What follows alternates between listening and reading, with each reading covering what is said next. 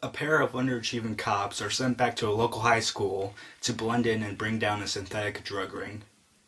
This is my review of 21 Jump Street.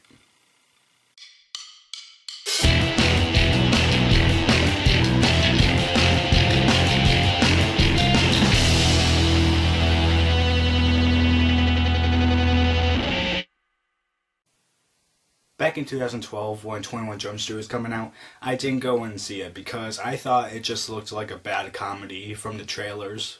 And I thought Hollywood was just making this into a cash grab because 21 Jump Street, the movie, is based off of the TV series 21 Jump Street, which came out in the late 80s.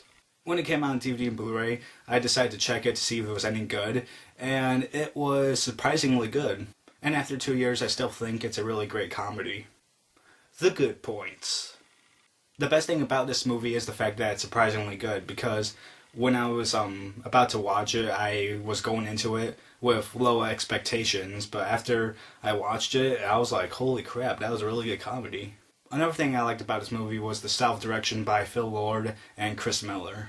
Before this movie, they did an animation called Cloudy with a Chance of Meatballs, and I never saw that animation, so I didn't know about these guys until I saw 21 Jump Street. And after watching 21 Jump Street, I could tell that this was their own type of comedic directing. Because if it compares comedy to another comedy that's similar to it, you can tell that there are similarities to both of the movies, but I think because of the unique style by the duo of Phil Lord and Chris Miller, it just makes that big difference between their comedy and anybody else's comedy that's similar in tone. And because of their unique directing, I thought that there were many extremely funny moments throughout the movie. Another reason I didn't want to see this movie was because of Channing Tatum, because before this movie I don't think Channing Tatum was in any other comedy. So when he was put into this movie, I was like, that's a little bit strange since he's not really a comedic actor. But I have to tell you that after I saw this movie, I can say that Channing Tatum and Jonah Hill had great chemistry together as a comedic duo. And I liked how their characters interacted with each other and how they developed together. I found the writing of 21 Jump Street to be really good because even though the story is very simple, it was written in such a way where I thought it was a great story. And the writers wrote this surprise in the movie that I really didn't see coming. And don't worry, I'm not going to spoil that surprise to you because that's the only big surprise in this movie. The editing and pacing were good because this movie was just constantly moving. It was fast-paced.